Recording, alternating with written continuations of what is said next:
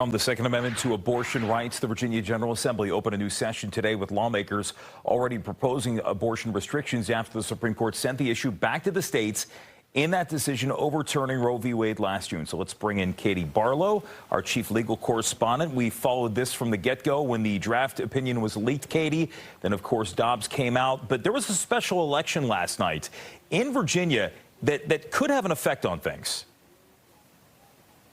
That's exactly right. Last night, Virginia Democrats elected Aaron Rouse. He's a former NFL player out of Virginia Beach, and he will now be a state senator. He is pro-choice and a Democrat. So that gives Democrats in the Senate 22 votes compared to Republicans 18. And that shores up that Democratic margin should a 15-week abortion ban, for example, make its way to the Senate. So Democrats are feeling a little more comfortable now with that margin in the Senate. Of course, in the House, they have the reverse where they are on the minority side and Republicans have the majority. So a lot of the country is keeping an eye on Virginia here with the divided House and Senate and, of course, a pro-life governor. Yeah, especially, too, since that seat was held by Jen Kiggans, who was a Republican state senator who ran for Congress and defeated incumbent Democrat Elaine Luria. So we saw a flip on two different angles there.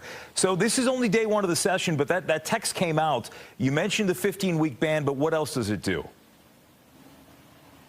Well, so if the 15-week ban were to get passed, it would change the law of the land in Virginia. Right now, people who are pregnant are allowed to choose to have an abortion up until that viability line, so around 22, 24 weeks of pregnancy. This would shorten that by about 9 weeks. It would also make it a crime for providers to help or facilitate an abortion. Not just a crime, a class 4 felony, which is punishable by no less than 2 years in prison, no more than 10 years. You mentioned Governor Youngkin. I'll also point out, Jim, there are a couple of other...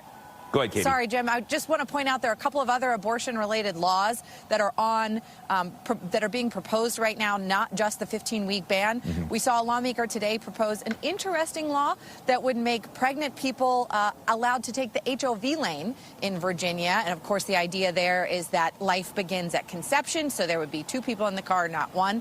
But also on the pro-choice side, both houses are putting forward bills that would actually enshrine the right to abortion in the state's constitution, which does not exist as it does in Maryland. You mentioned Glenn Youngkin, the governor. He has called for some sort of limitation. He supports this idea of a 15-week ban.